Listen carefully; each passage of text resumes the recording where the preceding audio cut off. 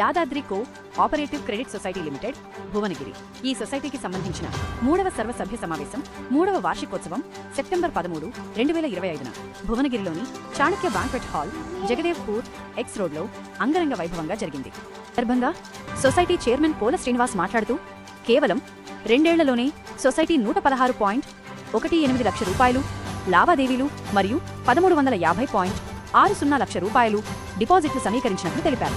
అలాగే సభ్యులకు 859.02 లక్షల రూపాయల రుణాలను మంజూరు చేసినట్లు పేర్కొన్నారు.